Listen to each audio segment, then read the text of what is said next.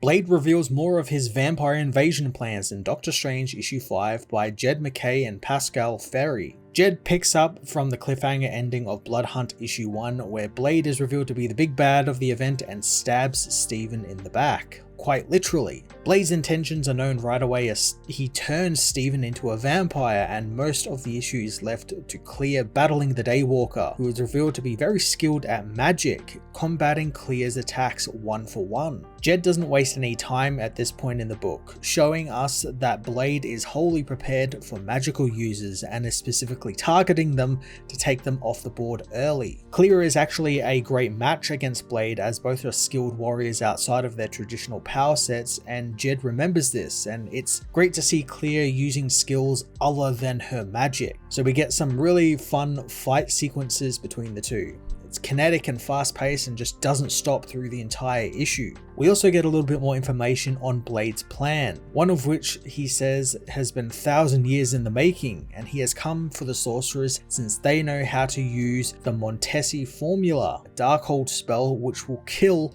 all vampires in the world. This is a real old school Dracula lore item, Darkhold lore thing that's been around for ages, and given its importance in destroying vampires, I'm sure it's going to be a huge part of the Blood Hunt storyline. It's a bit of a Chekhov's gun situation, since Jed's now introduced something or brought something back that can kill all the vampires, and of course this has to come back in a big way, probably near the end of the book where they decide to use the spell. Blade's taunting of Clear is also really great though through the entire issue, and it gets even better once Steven is turned into a vampire, since now he knows that even if she could cast the spell, she wouldn't, because it would mean Steven also dies along with every other vampire. It's a fun side of Blade that I don't think we get to see as much, so it's a fun side of Blade I feel we don't ever get to see that much, since so many people expect him to be like that kind of stoic, gruff badass we've seen, you know, in the movies and, you know, other things he's been in the animated series and all that sort of stuff. Pascal Ferry's art on the book is just fantastic. It's colourful, fast, and doesn't shy away from the violence either. They draw Blade like Wesley Snipes as well, so there's a little bit of extra points there from me, and the paneling is really creative, using shapes other than square, and the borders aren't just the straight lines like a traditional paneling. It's all these uneven, free-handed drawn lines which make it look like we're watching the events of the book through like a portal or like a scrying orb or something. It's really quite neat and fits in well with, you know, Doctor Strange's aesthetic. After Blade leaves Clear to play with vampire Doctor Strange, Clear gets a pretty smart idea. Since Strange's body is overcome by the vampiric domination, she decides to separate his mind from his body, pulling the still human part of Steven into the astral plane and allowing him to live on in a sense. Echoing his thoughts in the first part of Blood Hunt, Steven wants to do whatever it takes to stop the vampire invasion,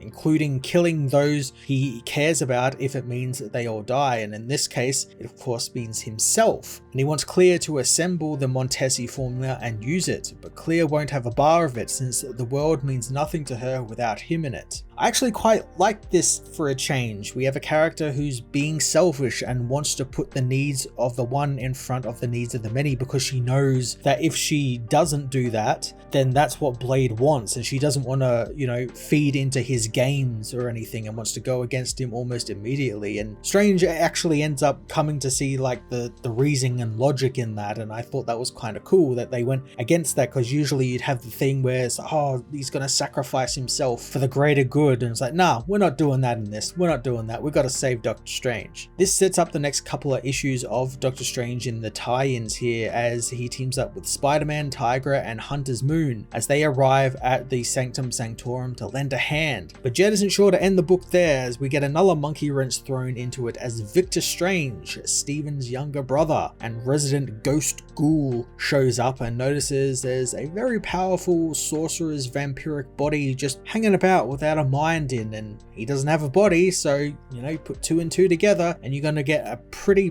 violent, very powerful vampire who's going to come after Steven, no doubt. This is great because while I haven't been reading the Doctor Strange book, I am sort of privy to what's been going on, like the broad strokes of things in Jed MacKay's run, since he's been doing quite a good job on it, and between that and Moon Moon Knight. He's been doing a great job, and I like that he's still working in his storylines here into Blood Hunt and working them in pretty well. That's a pretty cool tie to have Victor come back and sort of try and inhabit his older brother's body, which is now a vampire. That's a cool little plot to follow on itself, and I'm looking forward to seeing Stephen having to fight himself almost, and how he goes about doing that without harming himself or killing his body.